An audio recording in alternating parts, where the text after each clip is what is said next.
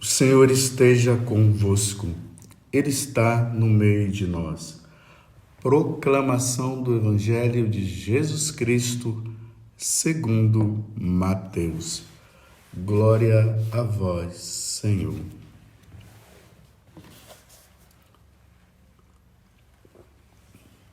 Naquele tempo, disse Jesus aos seus discípulos: em vosso caminho anunciai: o reino dos céus está próximo.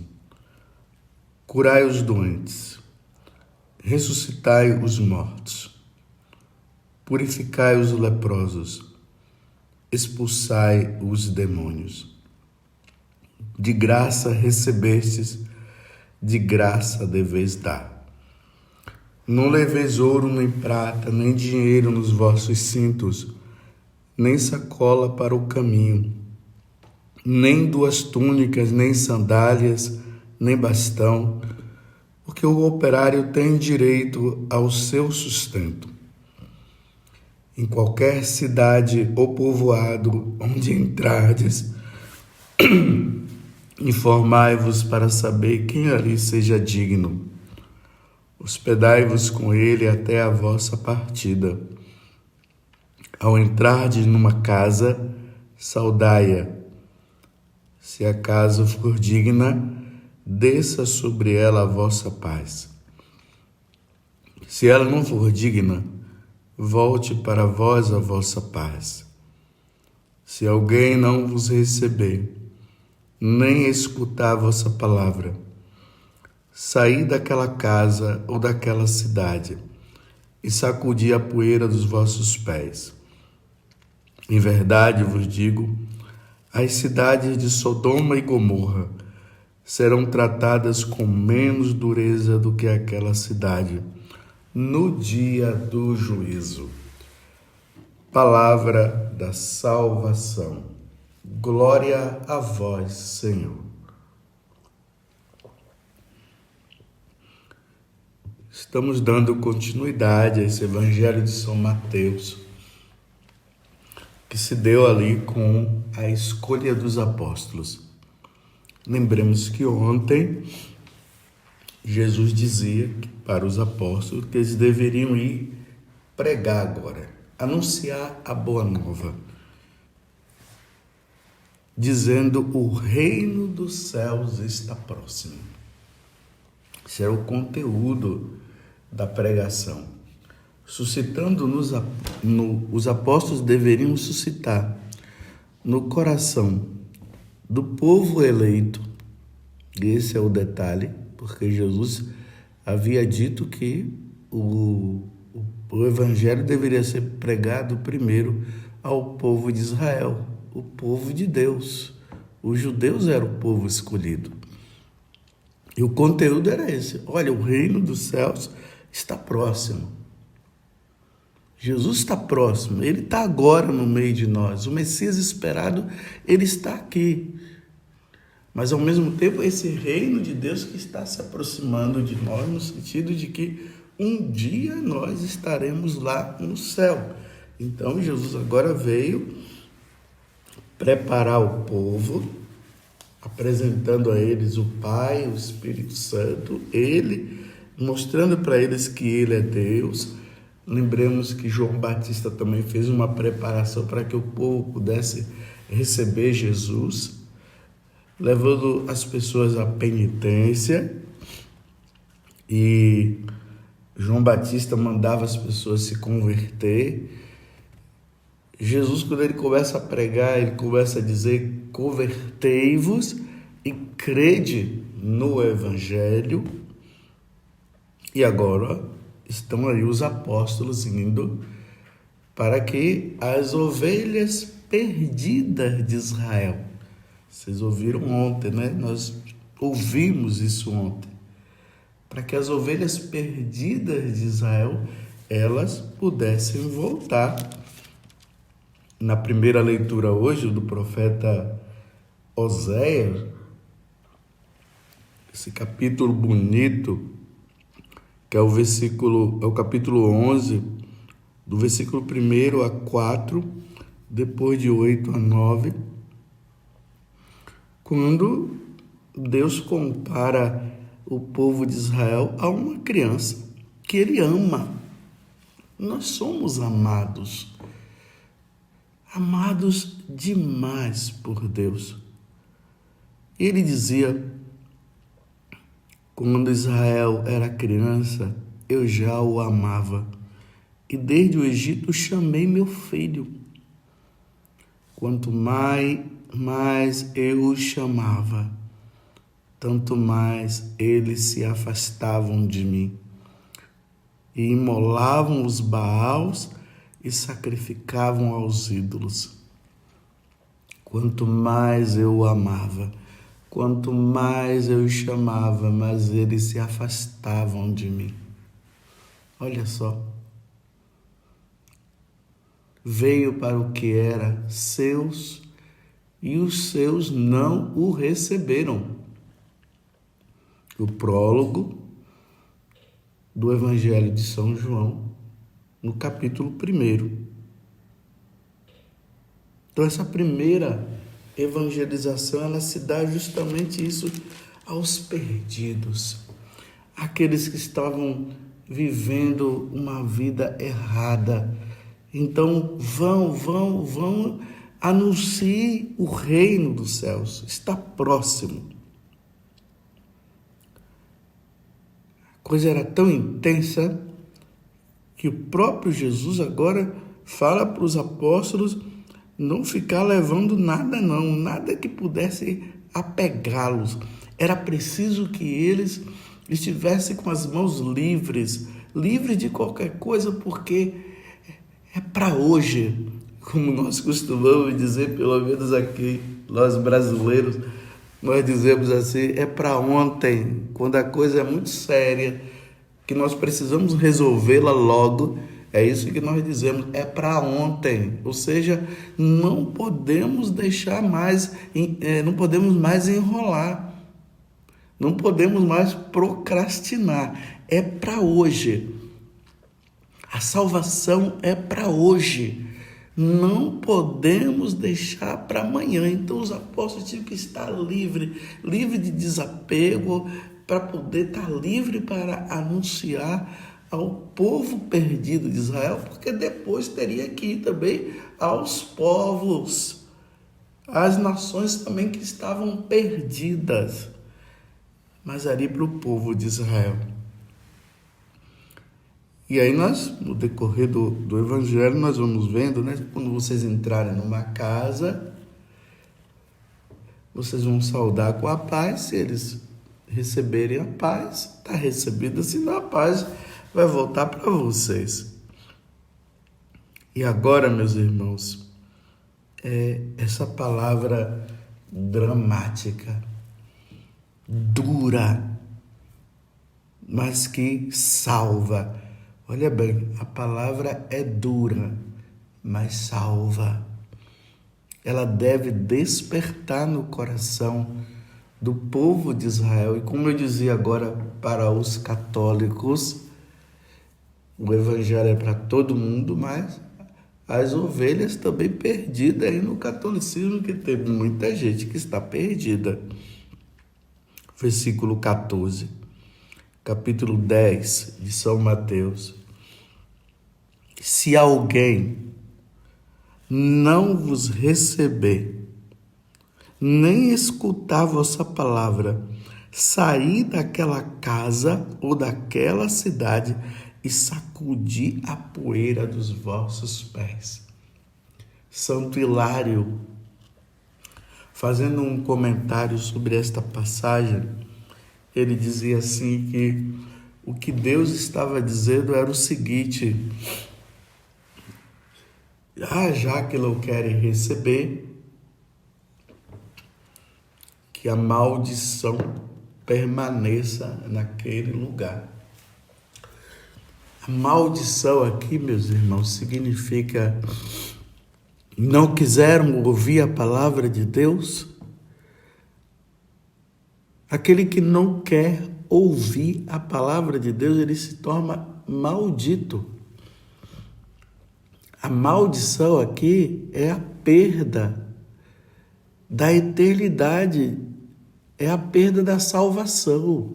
Não é nem a perda da eternidade, porque todos nós iremos para a eternidade e vai depender de como nós recebemos o Evangelho. Aí sim, ou nós vamos para a eternidade para viver com Deus, ou iremos para a eternidade para ir para o inferno. Então, aqueles que não querem ouvir o Evangelho, Santo Hilário está dizendo que são malditos. A maldição pesa sobre ele. A maldição da condenação eterna. É isso que Santo Hilário está falando quando ele interpreta essa passagem do Evangelho. Imagina, os católicos, mas vamos ampliar também até os pagãos, tendo oportunidade de ouvir a palavra de Deus e não querem. Meus irmãos, mas olha, nós estamos em 2022. Quantas oportunidades nós estamos tendo? Essa homilia. Quantos católicos aí que estão lutando por uma evangelização, estão anunciando nos Facebooks, nos Instagrams, e outros meios, nos WhatsApp, mandando, ensinando quantos cursos sobre a igreja, onde estão ali ensinando o que verdadeiramente aconteceu no decorrer da igreja, porque existem ideologias por aí que estão falando o contrário, e tem muita gente entrando e detestando a igreja sem saber o contexto das coisas.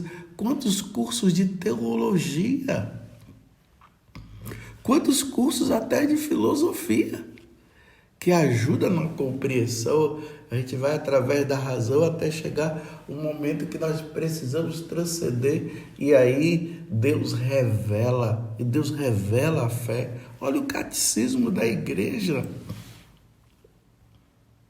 tão acessível às nossas mãos, a palavra de Deus tão acessível.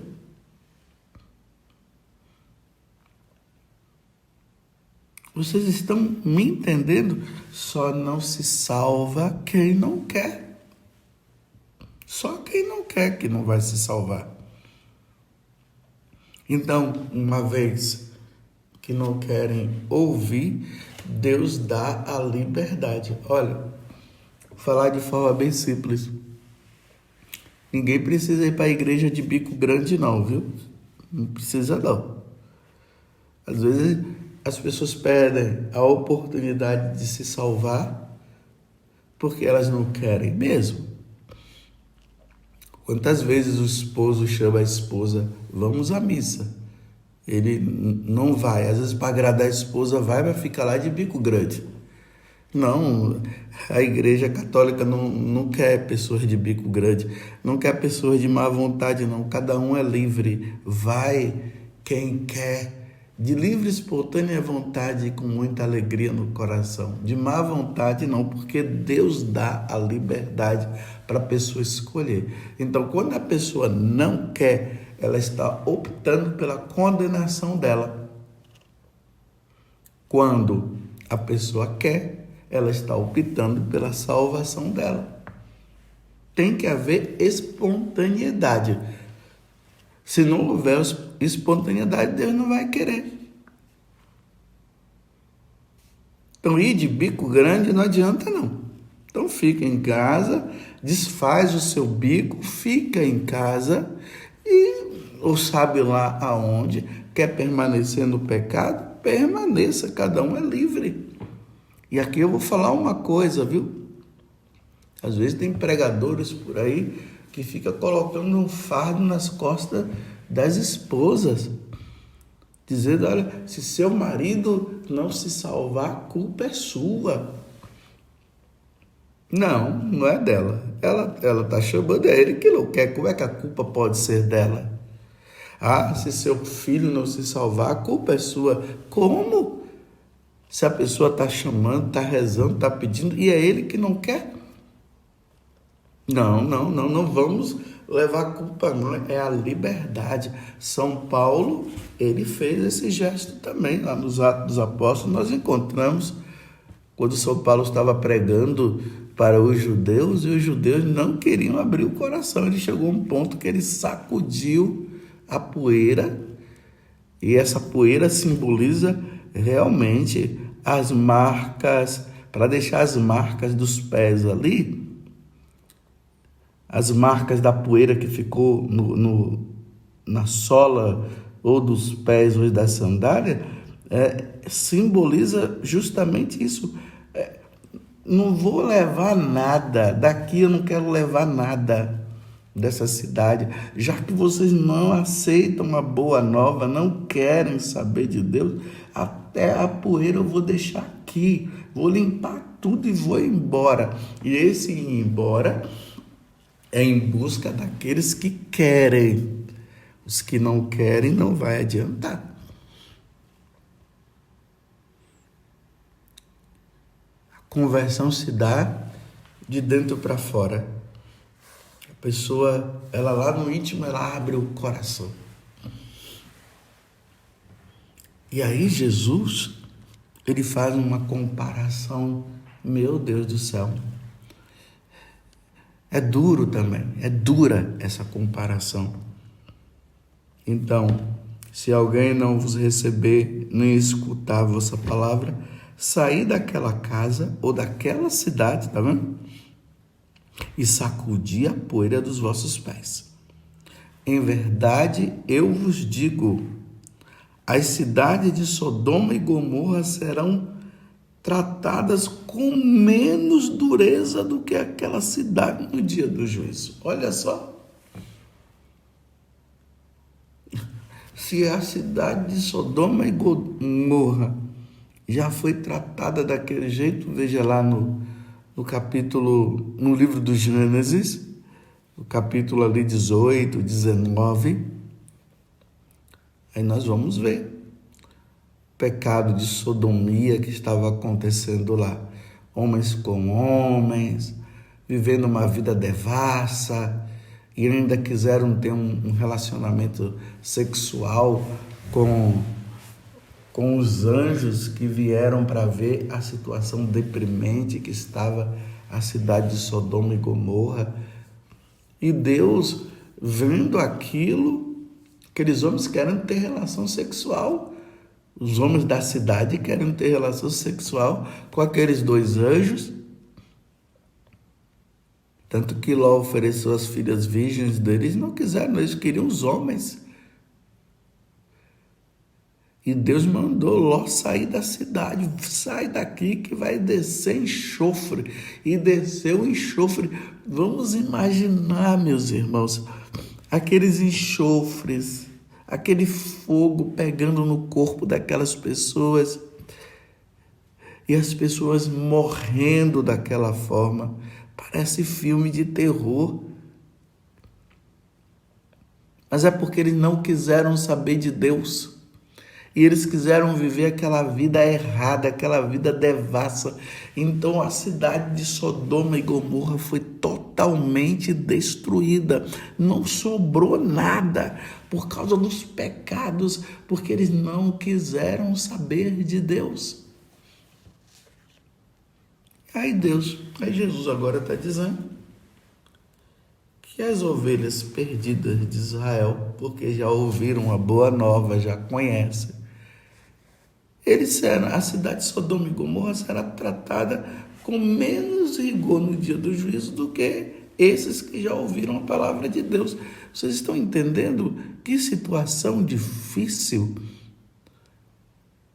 Quanto mais Deus amava, quanto mais Deus chamava, como diz no livro de Oséias, na primeira leitura, o povo se afastava, o povo não queria. Olha que situação que nós estamos agora.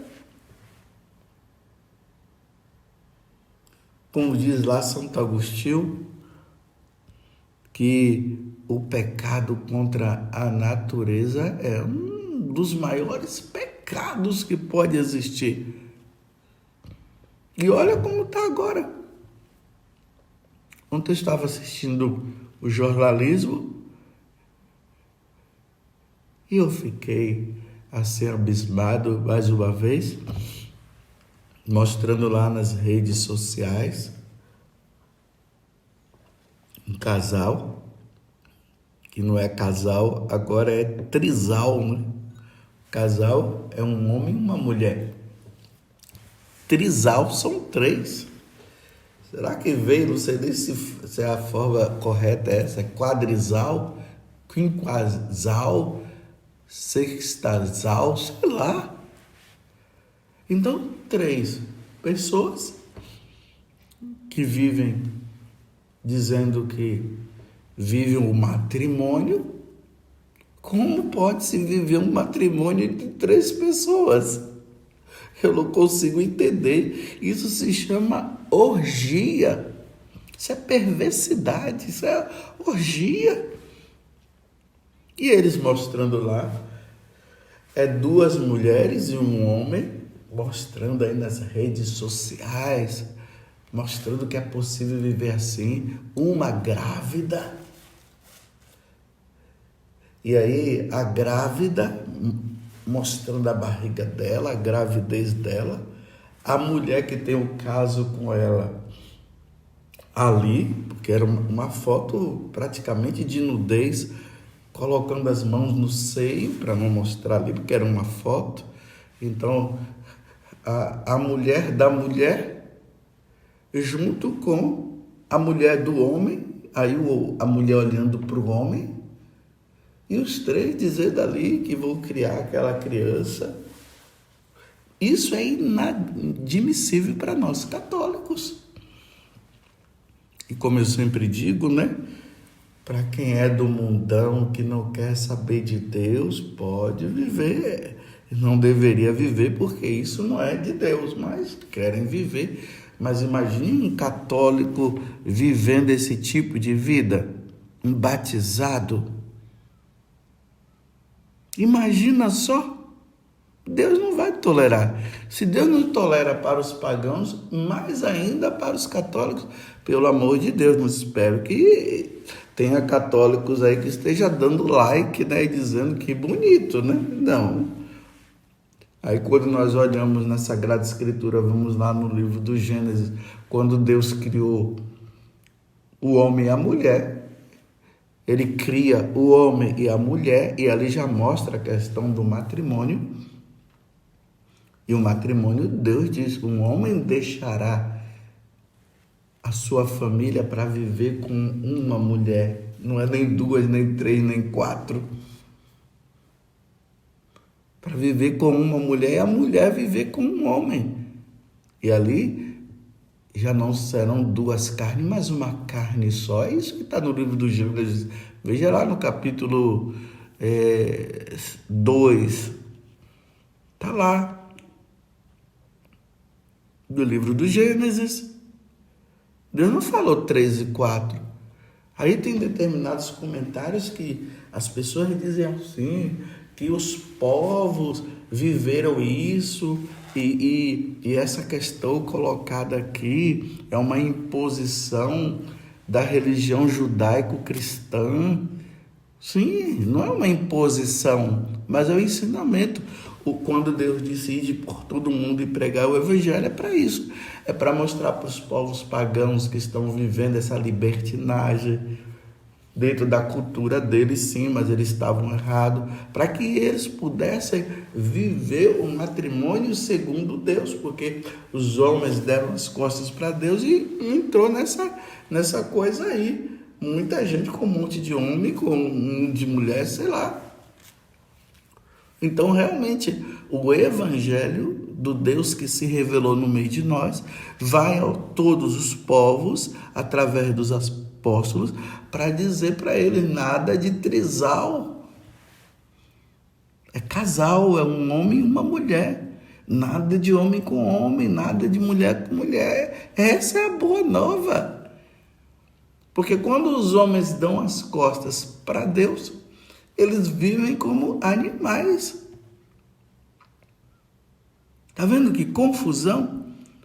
E Deus está dizendo aqui, Jesus está dizendo,